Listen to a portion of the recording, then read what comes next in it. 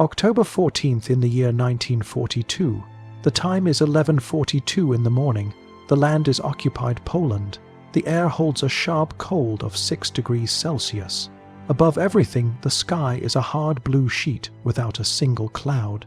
A German supply train screams across the valley toward the Eastern Front. It is a rolling fortress built for war. Inside, it rides high-octane fuel worth 3 million Reichmarks. It is protected by 12 armed soldiers.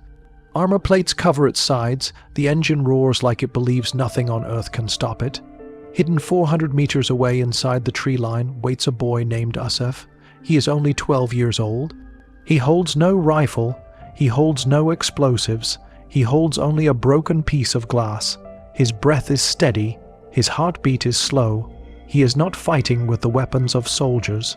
He is fighting with the rules of light and heat. He shifts his hand by 2 tiny millimeters. He waits for the moment the train enters the sharp bend known in the area as the Dead Man Curve. When the locomotive tilts into the turn, he lifts the glass. It catches the sunlight. 3 seconds later, the impossible happens. The first tanker car does not simply ignite. It erupts.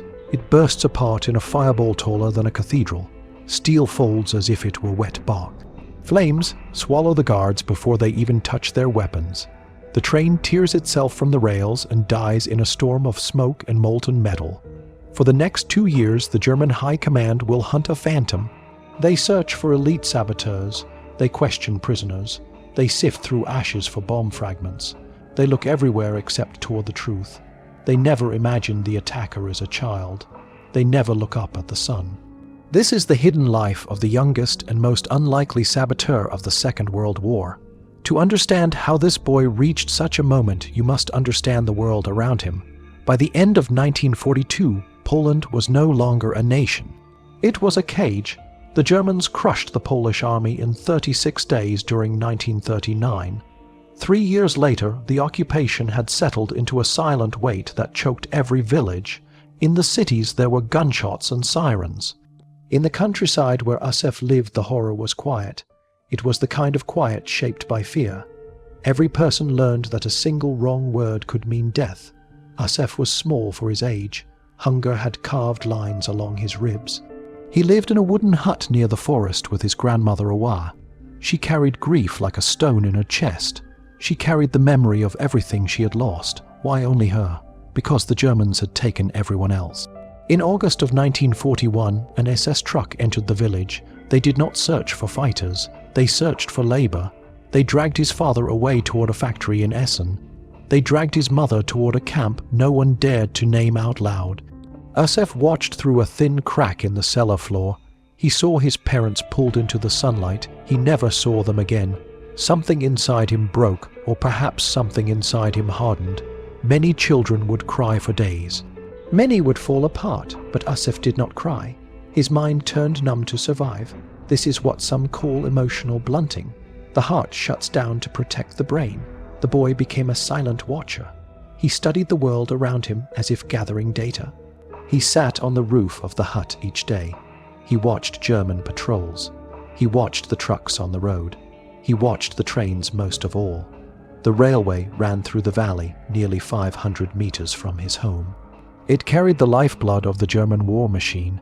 Each day 20 or 30 or even 50 trains passed. Tanks for the Battle of Stalingrad. Supplies for troops locked in the siege at Leningrad. Shells. Coats, fuel, endless fuel. Asef hated them. Not with wild anger, but with cold focus. He memorized the schedule of each convoy. He noticed that fuel trains with yellow diamond symbols always slowed at the Dead Man Curve, where the tracks rose sharply. He knew he wanted to stop them, yet he was only 12. He weighed only 40 kilograms. He had no weapon. He had no means to fight. Mathematically, he was no threat at all. Until the afternoon, he broke his grandmother glasses. It was hot. The sun beat down. Awa dropped her reading glasses and the frame snapped. The left lens rolled across the floor. Asef picked it up. The lens was old and thick. The surface curved outward. Imperfect glass, yet powerful. He stepped onto the porch and turned it in his hands. Boredom guided him. The sunlight hit the lens and a bright dot landed on a dry pine needle on the railing. Smoke rose. A flame appeared. He stared as if witnessing a secret. He tested it again on a sheet of old newsprint. It burst into flame in 3 seconds. He did not know the formulas. He did not know the words for thermodynamics. But he understood what he held. The sun sent almost 1,000 watts of energy to each square meter of ground. When light passed through a curved lens, it concentrated that power into a tiny point. That point could heat to over 500 degrees Celsius. Dry wood ignited at 300 degrees. Gasoline vapor ignited far lower. The fuel cars carried vapor that begged for a spark. As Asaf watched the burning paper, he looked across the valley toward the tracks. He thought about the smell of fuel that drifted behind every tanker as it passed. He remembered that German welds were rushed and weak. Fumes always leaked. He understood it all in one breath. He was not holding a toy. He was holding the trigger for the greatest weapon in the world. The sun was the fire. The lens was the key. But a child does not master such an idea in a single day. He had to learn. He had to train. He went into the woods each morning. He studied the light. He practiced with the lens. He learned the exact distance where the heat was strongest. Too near and the light spread wide. Too far and the beam faded. He learned to steady his shaking hands. He built a brace from branches. He set floating bark in the stream and lit them as they drifted past. In the first week he failed. In the second week he scorched the bark. By the 4th week he could set a moving leaf ablaze from 10 meters. At last he knew he was ready, and the war did not know it yet, but it was about to feel the touch of a boy who had turned sunlight into a weapon. Asif sat on the wooden porch on a scorching afternoon with the broken lens turning between his fingers while the sun hammered the world with a white glow that felt almost alive, and he shifted the glass without thought and watched how the light bent into a tight, bright dot that landed on a dry pine needle resting on the railing, and at first nothing happened, and then a faint thread of smoke curled upward, and the needle twitched and burst into flame, and he stomped it out with a startled breath, then tried again with a torn strip of newsprint that ignited in 3 seconds like it had touched open fire, and he felt something spark inside him, something sharper than curiosity and heavier than fear, and he began to wonder if this tiny piece of curved glass could reach beyond simple sparks and smoke, and if it could ever reach the fuel trains that thundered through the valley each day. To understand what he was discovering, you must picture the force he was channeling, although he did not know the science behind it in formal words. The sun sends nearly 1,000 watts of energy to each square meter of Earth. A lens of this thickness could gather that scattered light and bend every ray into a pinpoint so small it could scorch wood in moments. At that pinprick, the heat could rise above 500 degrees Celsius. Dry bark ignites at 300 degrees. Gasoline vapor ignites at temperatures far below freezing. The tankers that carried that fuel lived inside a shimmering cloud of unseen vapor whenever the day grew hot enough for the seals to loosen and the crude German rubber to weaken. Asif knew none of the formulas, yet he understood the truth that stood right in front of him. The sun was a furnace. The lens was a fuse. The fuel trains were walking into a trap they could not see. But knowledge alone did not make him a threat. He spent the next 6 weeks training in secret deep inside the woods, where no one could see him. He turned the lens over and over in his hands, trying different distances, different angles, different times of day. He discovered that the sun moved across the sky at a slow and steady path, and if he wanted to hold a beam steady on a moving target, he needed to lead it like a hunter watching prey. He learned that the focal point was everything.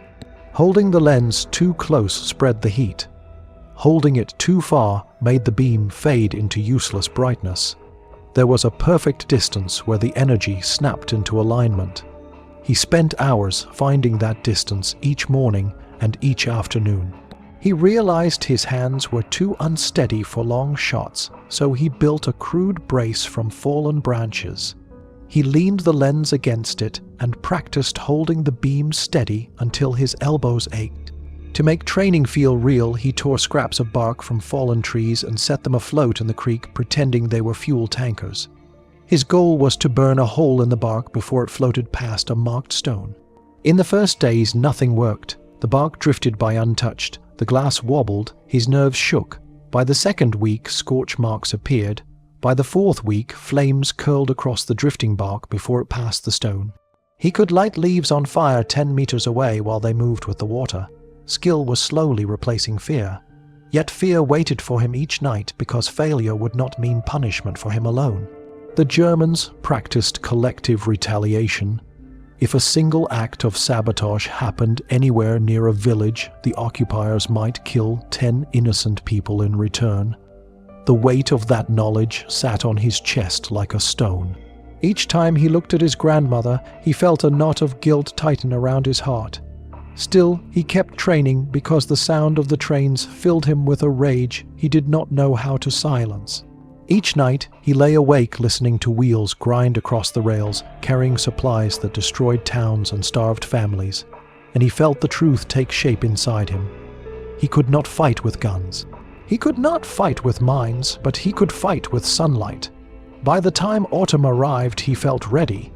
He chose a Tuesday because he noticed the heavy supply train from Warsaw always came at 11 in the morning on that day. He woke before dawn with a stomach that twisted like it wanted to climb out of his body. He tried to tie his boots, but his fingers shook. He forced himself to eat a crust of stale bread. He drank a little water.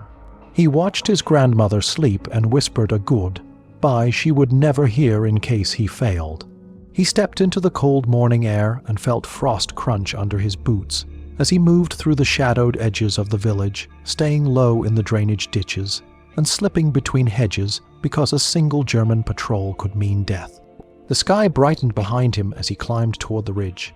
That ridge overlooked the Dead Man Curve where the tracks bent and the trains slowed each day. The rise of the land gave him height. The angle of the sun gave him power. He reached a cluster of grey rocks that offered perfect concealment. The distance to the track was 60 meters.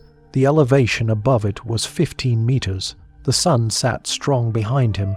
It was the best place to strike. He brushed away dry leaves that could betray him with smoke. He set the crude branch brace before him. He unwrapped the lens from the dirty cloth.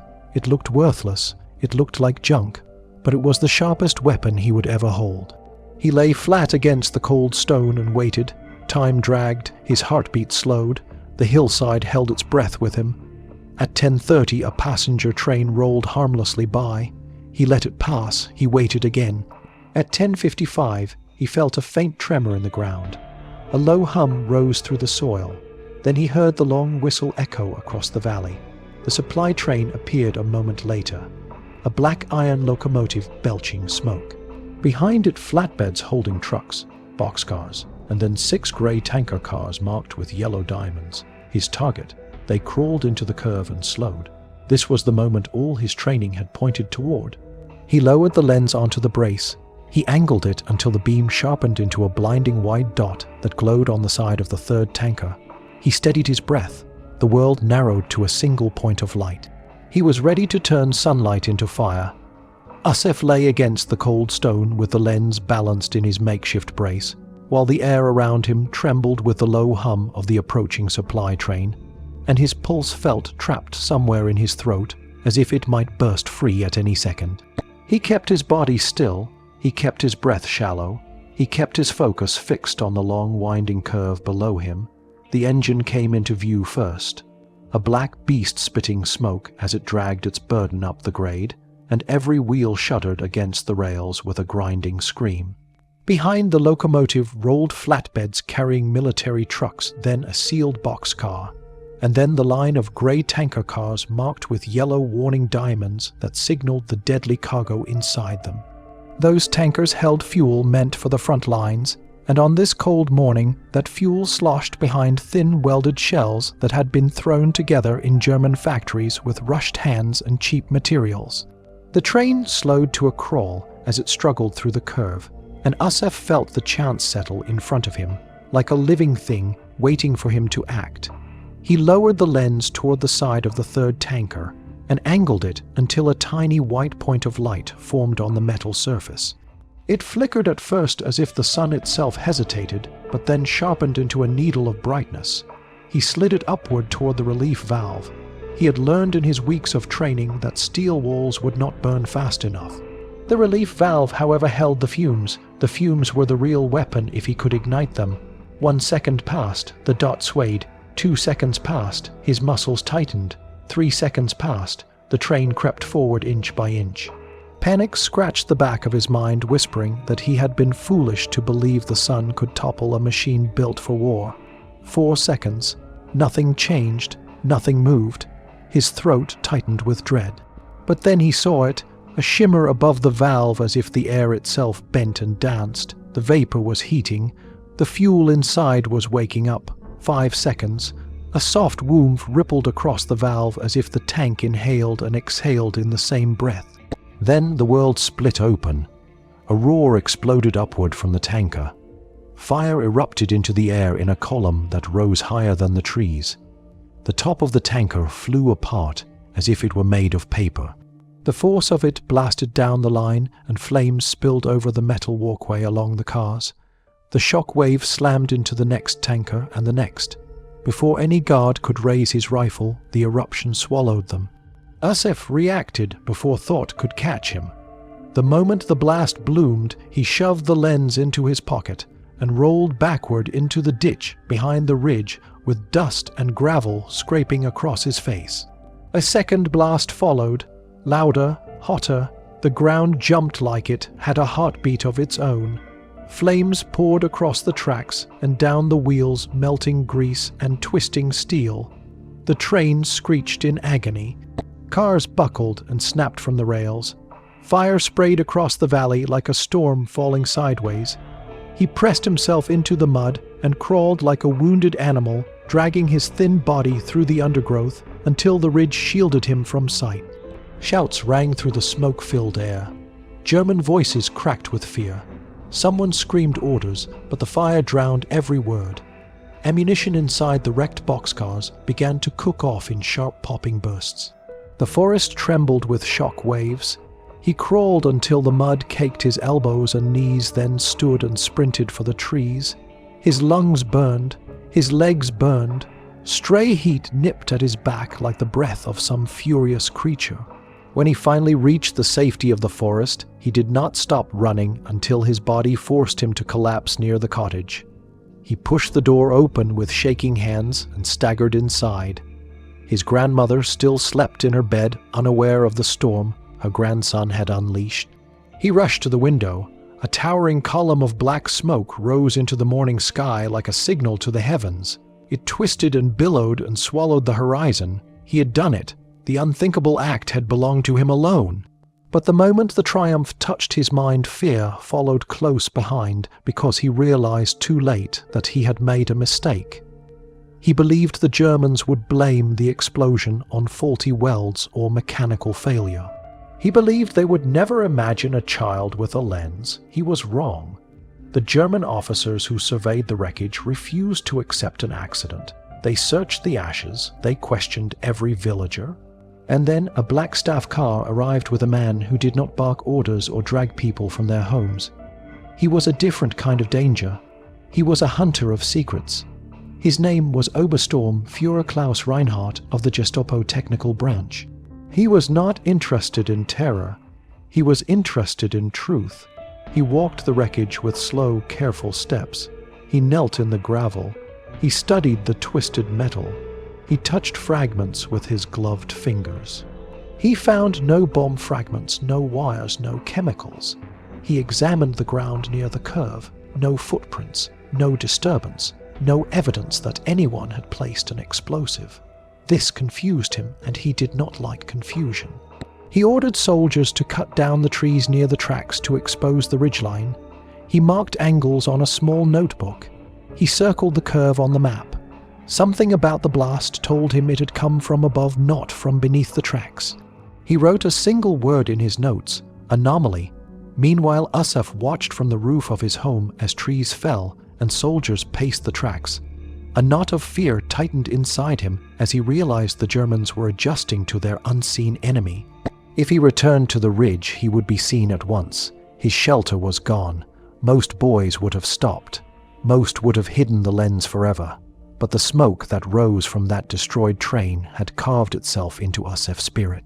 He had seen fear in the eyes of the oppressors. He had tasted power for the first time. He would not stop. He could not stop, though he did not yet know that his next strike would change everything, and it would drag Reinhardt deeper into the hunt for the ghost who fought the sun. Reinhardt stepped from the black staff car with the calm focus of a man who studied chaos for a living, and as he approached the still smoking wreckage, he did not bark orders or threaten villagers, but instead moved with the quiet, deliberate certainty of a surgeon preparing to open a wound. He did not wear the uniform of a frontline soldier. He looked almost like a stern accountant, except for the cold intelligence in his eyes. He walked the length of the twisted tracks where the tanker had exploded and examined every scrap of metal like a scholar reading a text only he could understand. Soldiers stood aside while he crouched to run a gloved finger over a small piece of shrapnel still warm from the blast. He lifted it toward the light. There was no hint of chemical residue, no trace of TNT, no trace of old Soviet mines, no sign of the crude materials used by most resistance groups. The steel of the tracks had buckled outward not from below but from above. The explosion did not lift the train. It consumed it. Reinhardt frowned slightly. He rose and walked up the embankment. He scanned the trees. He looked for wires or torn patches of ground. He looked for battery casings or footprints or disturbed gravel. He found nothing, a perfect absence. His lieutenant stepped near and suggested it must be partisans. Reinhardt shook his head slowly. Partisans leave chaos. Partisans leave nitrate burns. Partisans leave the imprint of their desperation. This was something else, something clean, something impossible. He stared up at the ridge where Asef had once lain hidden. He narrowed his eyes. Too clean, he murmured. He scribbled a single word in his notebook. Anomaly. It was not an accusation. It was a puzzle piece, and he was a man who did not rest until a puzzle was whole. Within hours he had ordered the trees cut back along the tracks for 50 meters. He deployed patrols along the valley. He questioned villagers with a calm voice that felt colder than shouting. He tightened the net around nothing because nothing was all he could see. From the roof of his cottage, Asef watched soldiers carve away the forest he once used as shelter. He watched German boots stomp through the undergrowth. He watched Reinhardt standing near the curve with his notebook in hand staring up toward the ridge. Fear gripped the boy sharper than any blade. He realized the Germans were not treating the explosion as an accident. They were studying it. They were adapting. If he returned to that ridge, they would see him at once. His advantage was gone. Most children would have stopped. Most would have surrendered to the weight of terror, but Asef could not erase the image of the burning train.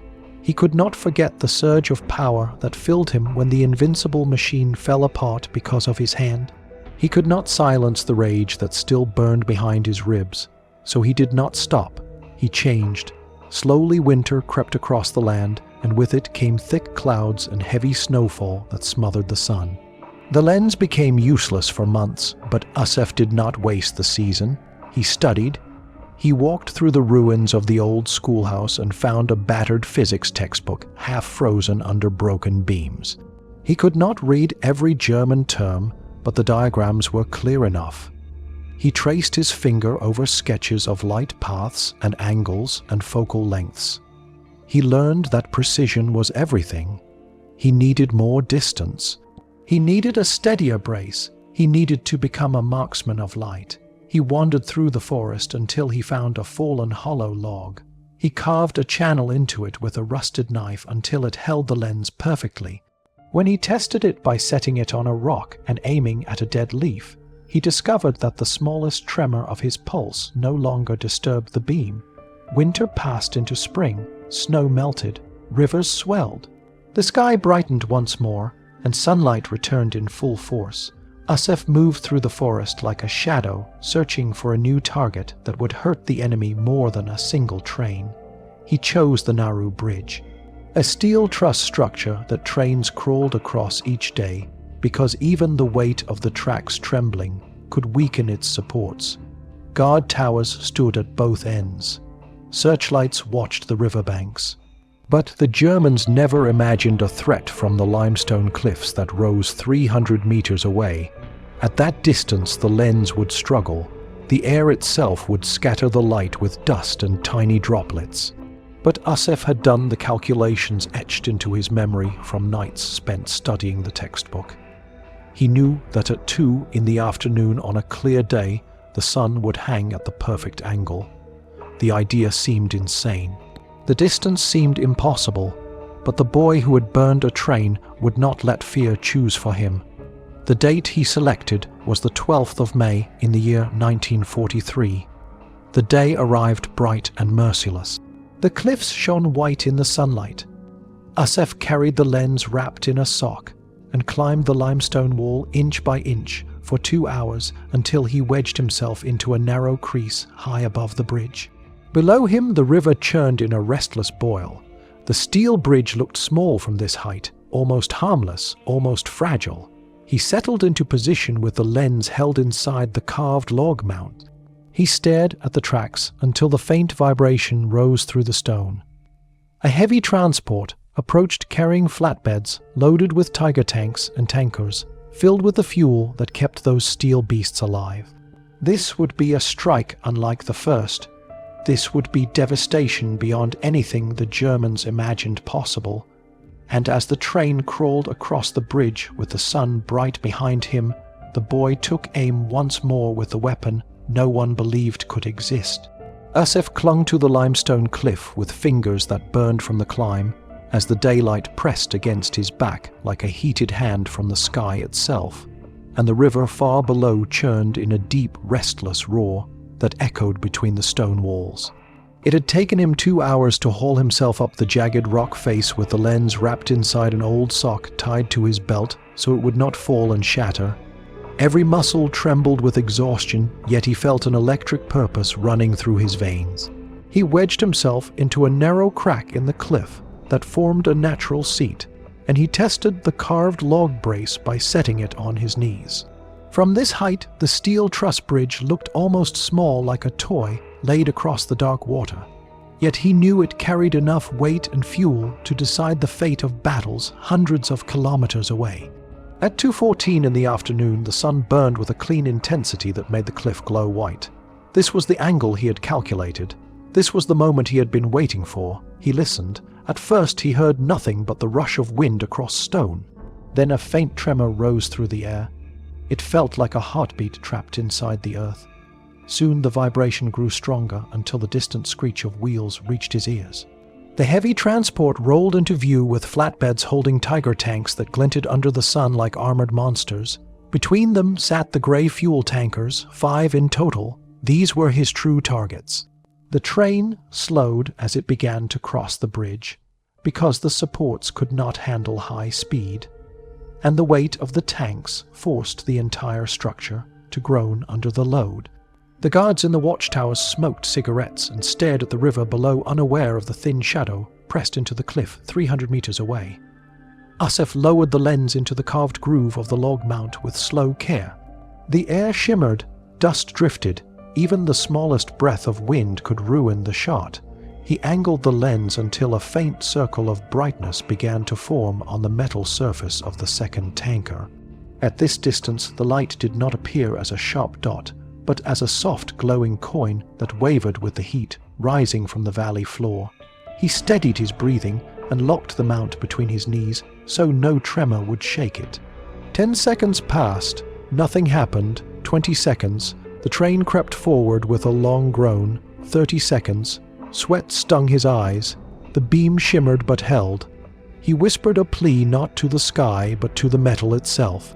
Burn, melt, break. The tanker reached the midpoint of the bridge, and the guards continued to look away. 40 seconds. The faintest hiss escaped the valve. A tiny flicker of vapor pushed outward like a sigh. The seal had begun to fail. A heartbeat later, the released vapor touched the concentrated heat of the sunbeam. The world detonated. This explosion held no gentle flame.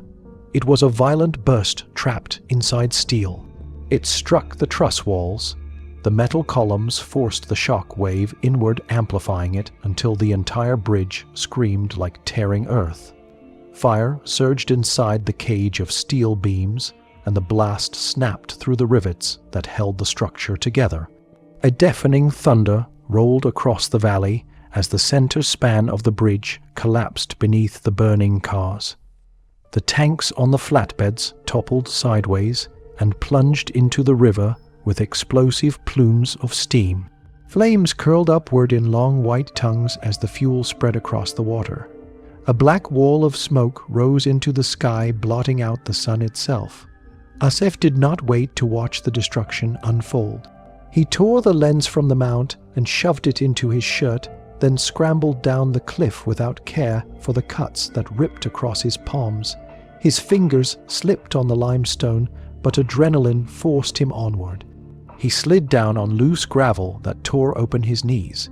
He reached the bottom breathless and fled into the forest with the roaring explosion still echoing behind him like the footsteps of some giant awakening. The rush of victory pounded through him. He had destroyed a steel bridge. He had dropped tanks into the river. He had burned enough fuel to halt entire armored divisions. For a brief, wild moment, he felt like the most powerful being in the world. He reached the village as the sky turned red with sunset, but joy vanished the instant he stepped into the square. Soldiers filled the streets, trucks idled. Villagers stood in silent rows with fear in their eyes. And at the center stood Reinhardt holding a clipboard with a list in his hand. The Germans could not find the saboteur, so they turned to the only method they knew: punishment, retribution, terror. Reinhardt spoke in a voice steady as frost. Sabotage demands balance. If the criminal does not step forward, the community will pay his debt. Soldiers dragged 10 men from their homes: the baker, the blacksmith, the school teacher, and others Asef had known all his life. Men who had offered him bread when he was hungry. Men who had smiled at him when the world seemed dark. Asef stood among the villagers hidden behind long coats and trembling legs as soldiers bound the 10 men beneath a wooden beam. They did not shoot them. They hanged them slowly in front of the entire village while their families wept. The feet of the dead swung in a silent rhythm that carved itself into Asef's mind like a blade. He stared at the baker body and his own chest tightened until he could barely breathe. His hands felt like they were covered in blood, though they held nothing. He ran home with tears he refused to let fall. He reached the garden and vomited into the dirt. His entire body shook with a guilt he could not name. He crawled into his bed and pulled the blanket over his head, wishing the world would vanish. The lens lay beneath his mattress. A weapon he now saw as a curse. He wanted to smash it. He wanted to throw it into the river. He wanted to run to the Germans and shout that it was him, that they should take him instead. But he knew the truth. If he confessed, they would not only kill him, they would kill his grandmother. They would burn the village. So he stayed silent. And in that silence, the war inside him grew heavier than ever. For 3 weeks, Asef did not step beyond the threshold of the small wooden cottage, and the world outside seemed to fade into a distant hum, while guilt pressed down on him like a weight carved from stone. He barely ate. He barely slept. Each time he closed his eyes, he saw the faces of the 10 men swinging in the cold village air, and the image of the baker with his gentle smile haunted him with a pain he could not escape. He wished he had never touched the lens. He wished he had never turned sunlight into fire. The sounds of trains rolling through the valley echoed each night, and each distant whistle felt like a cruel reminder that the German machine continued without pause no matter how many villagers died. His grandmother tried to coax him out of the darkened room, but she did not know the storm inside his chest. He sat in silence watching a thin beam of pale light stretch across the wooden floor, and he wondered if he had become the monster he thought he was fighting. Yet something else stirred in that silence, a cold realization. The Germans had hanged 10 innocent men because they wanted to make fear the master of the village. They wanted to teach him a lesson. They wanted him to break. If he stopped now, then those 10 men died for nothing. If he surrendered now, then fear had won. That thought burrowed deep inside him like a living thing. On the 21st night, he sat up in bed and looked toward the moon hanging low beyond the window, and he felt a clarity that chilled him. He could not bring back the dead. but he could make the cost of German retaliation too high to continue. He reached under the mattress and pulled out the lens. His hands shook. Yet he cleaned the surface with the corner of his shirt and whispered a promise to himself. "I will not stop. I will not miss." While he hardened his resolve, Reinhardt prepared for something else entirely. The investigator had studied the pattern of the explosions. He had examined the times of day. He noticed that the attack on the curve happened near noon when the sun sat high. He noticed the bridge attack had taken place in the afternoon when the sun hung at a specific angle. Reinhardt stared at maps in his office for hours, drawing imaginary lines that traced where light would fall on different ridges. He lit cigarette after cigarette while muttering to himself that no explosive could have caused such clean ignition without residue. The only explanation, he whispered, was too strange to accept, yet it continued to fit every detail. He wrote a note on the corner of the map, "Light weapon," then circled a ridgeline overlooking the Black Forest Strait. The next large fuel convoy would pass through that strait on the following day, and the sun angle would align perfectly. For the first time, Reinhardt believed he knew where the ghost would strike. He gathered his best marksmen. He ordered snipers to hide in the trees. He deployed sound range equipment and placed observers across the valley. He would not watch the train. He would watch the sun. Meanwhile, Asef packed a small cloth bag with the lens, the wooden mount, and a crust of bread. He did not know he was walking into a trap. He only knew that he could not let the Germans win through fear. Dawn broke on the 21st of June in the year 1943. It was the longest day of the year. A day when the sun refused to hide. Heat shimmered across the tracks even in the early hours. Reinhardt stood on a hill opposite the ridge with binoculars pressed to his eyes while sweat beaded on his forehead. The forest around him bristled with soldiers. He ordered them to wait for one thing only, a glint, a reflection, a single unnatural sparkle on the rocks. 400 meters away on the opposite ridge, Asef crawled into position with the carved log brace tucked beneath his elbows. Exhaustion clung to him. He had not slept in 2 days, and the image of the hanged men flickered behind his eyelids like a cruel lantern that refused to dim. But he forced his thoughts into stillness. He set the lens into the groove. The distance was the longest he had ever attempted, 450 meters. At that range, even a breath could ruin everything. He listened for the approaching train, and when the first low thunder rolled across the valley, he felt the ground vibrate beneath him. Then the convoy appeared, a double locomotive, 20 cars, 12 of them fuel tankers carrying precious fuel for the coming battle at Kursk. If this train reached its destination, millions of lives might be shaped by it. Asef steadied his shaking hand and caught the sun in the lens. The beam formed a thin, trembling needle of light.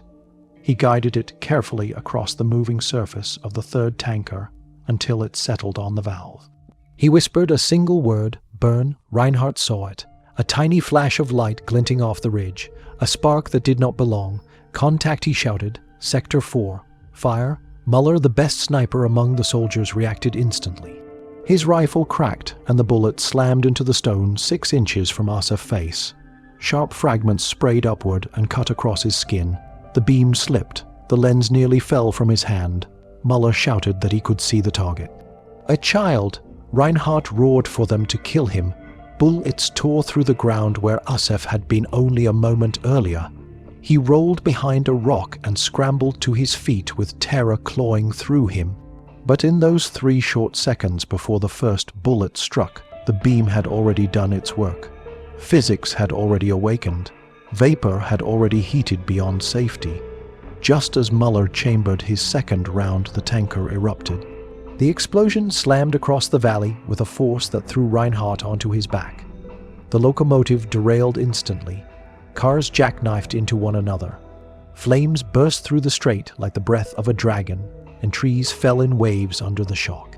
Smoke rolled across the landscape, choking out every view. Soldiers panicked. Snipers lost sight of everything, and inside that chaos Asef ran. He did not look back. He plunged into the trees, sprinting until his lungs burned and his legs failed. He collapsed in a ditch, clutching the lens to his chest, while the sky behind him turned into a wall of fire. Reinhardt staggered to his feet and stared in disbelief at the inferno. He knew the boy had escaped. But he also knew something else. He had seen the face of the ghost. He knew he was hunting a child. Reinhardt ordered every village to be searched, every child examined, every house turned inside out. But nature intervened. 2 days later, heavy clouds rolled in from the Baltic. The first snows fell early. The sun vanished behind a curtain of grey for months. Without sunlight, Asef had no weapon. Without new attacks, the trail went cold. Reinhardt searched for 3 months but uncovered nothing. In January 1944, he was reassigned. The case remained open, unsatisfied, unsolved, and the ghost faded into winter silence. The fire that consumed the train on the Black Forest Strait roared for hours, and its smoke coiled into the sky like a dark signal reaching toward distant horizons. Yet within that storm of destruction, a 12-year-old boy slipped through the trees unseen and unheard. Asef ran until his lungs felt torn open, and his heart hammered against his ribs with a wild rhythm of terror and disbelief.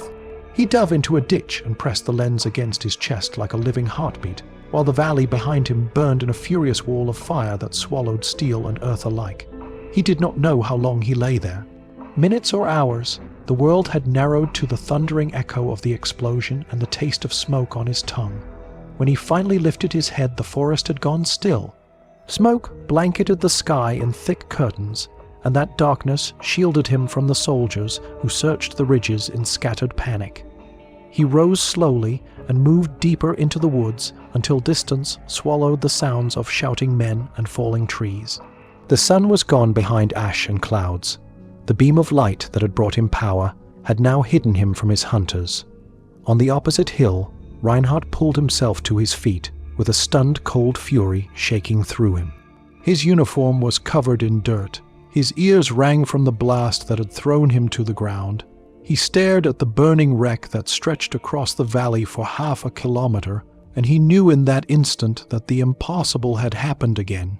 The ghost had struck once more and had escaped again, but this time Reinhardt had seen the ghost. He had glimpsed the size of the shadow that haunted the railway. Not a man, not a train saboteur, a child. A boy of 12 or 13 with thin arms and a terrified face. Yet that child had crippled German supply lines and brought down machines worth millions. Rage mixed with disbelief inside Reinhardt's mind. He ordered his men to sweep every village within 20 kilometers. Look for a boy. Look for signs of burns. Look for glass. For 2 days they searched. They stormed through homes. They interrogated families. They marched boys into lines and examined their hands for marks. Yet nature offered the boy a shield. Heavy clouds drifted in from the Baltic Sea, and the sky darkened with a storm that carried early snow. Grey skies thickened until the sun vanished. Without sunlight, there could be no new attacks. Without new attacks, Reinhardt had no trail to follow. Days stretched into weeks. Winter strengthened its hold on the land until every field and every rooftop lay beneath white silence. The German high command grew impatient. They demanded results. They demanded answers, but Reinhardt had none. He had followed every whisper. He had questioned every family. He had stood on every ridge in the valley tracing imaginary lines of sunlight in the air. Nothing remained, every clue dissolved under the blanket of winter. In January of the year 1944, Reinhardt received new orders. The Eastern Front was collapsing. The Ninth Army needed experienced officers. He was reassigned and forced to leave the village with the case file still open and stamped with a single word: unsolved, and the ghost faded into the cold. During that long winter, Asef stayed hidden in the cottage with his grandmother. The snow fell thick outside and the sun stayed buried behind clouds for months. The lens lay beneath his mattress untouched. He no longer sought to strike. He no longer sought revenge. He lived each day in a strange quiet suspended between guilt and relief. He helped his grandmother gather wood. He fetched water from the frozen well. He listened to distant artillery as the war shifted its weight toward the east. He waited for some new fear to strike, but nothing came. The Germans patrolled less. Their supply lines weakened. Their presence in the village grew thinner. By summer, Soviet forces pushed through the region like a rising tide of steel and fire. The German occupation cracked under the pressure and retreated westward. Liberation did not come with celebration. It arrived with exhaustion. Villagers stepped from their homes slowly as if afraid the new soldiers might vanish like a dream. Asef watched them but felt nothing. 3 years of war had carved too deeply into him. When the Soviets entered the village, his grandmother whispered a prayer and held his hand tight. She lived long enough to witness the end of oppression, but her health had grown thin through endless winters and quiet grief. She passed away in her sleep that spring. Asef dug her grave beneath the old birch tree behind the cottage. The ground was soft enough to open, yet each strike of the shovel felt like cutting into his own heart. When the grave was ready, he wrapped the lens in the dirty rag he had always used to carry it and placed it in her hands before lowering her into the earth. It had been her glasses that gave him the weapon, her quiet strength that kept him alive. He believed the lens belonged to her now. After he covered the grave, he stood alone in the twilight with no tears left to shed. He was 14 years old. He had destroyed trains worth more than entire towns. He had changed battles he would never see. He had lived as a ghost inside a war that never offered him childhood. And now he stepped away into silence. The years passed. The war ended. The world tried to rebuild itself. People searched for ways to forget what had happened. Asef left Poland and crossed an ocean to start again. He told no one the truth. He built a life that looked ordinary. He worked in a factory. He raised children. He avoided sunlight whenever he could. He hated the crack of fireworks. He hated the smell of gasoline. He never touched another lens. Decades slipped by until the boy called Asef became an old man named Joseph, lying in a quiet hospital room in Detroit in the year 1987. A ventilator hummed beside him. Antiseptic filled the air. A young graduate student sat by the bed holding a small recorder and asked if Joseph had ever fought in the war. Joseph stared at the ceiling for a long time. Then, in a voice worn thin, he whispered that he had carried no gun. He had carried glass. The student frowned and listened as Joseph told the story no one had ever heard. A story of sunlight and steel and fear and fire. The student recorded every word, but later dismissed it as imagination. The tape was stored away and forgotten. Yet truth does not vanish so easily. It waits for the right eyes to discover it. And though Joseph would not live to see it, a historian decades later would find that forgotten tape and uncover the truth of the ghost who fought with the sun.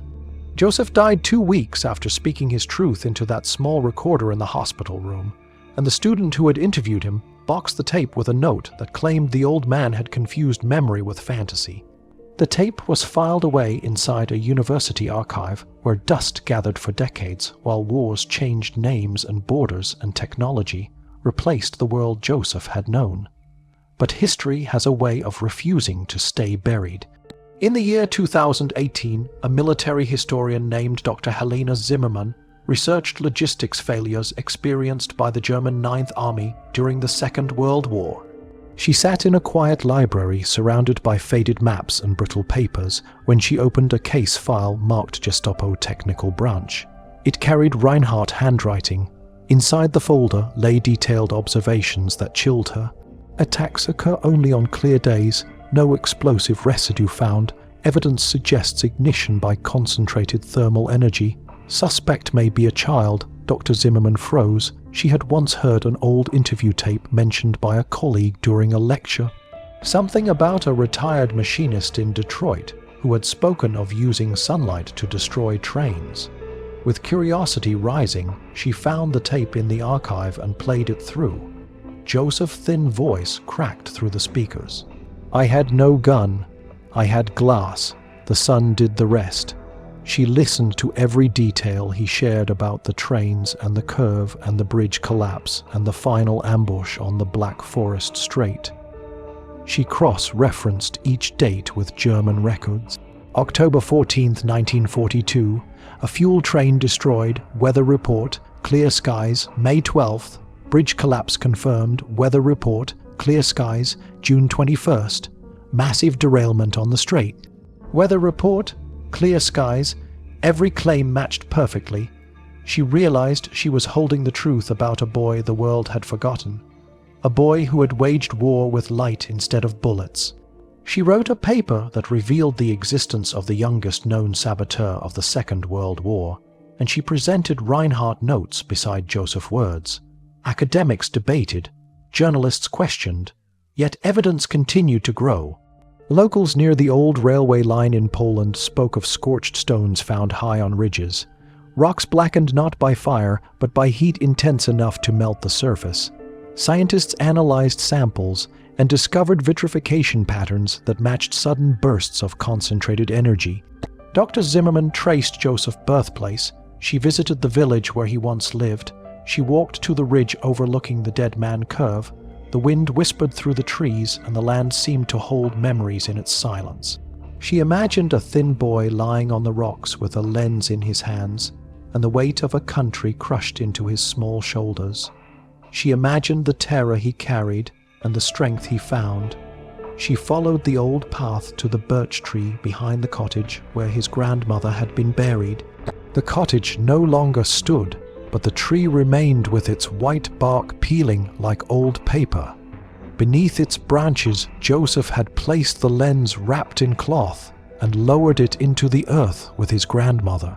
Dr. Zimmerman stood there with her notebook pressed to her chest and understood she had uncovered a story not just of war, but of survival, of resistance, and of impossible courage.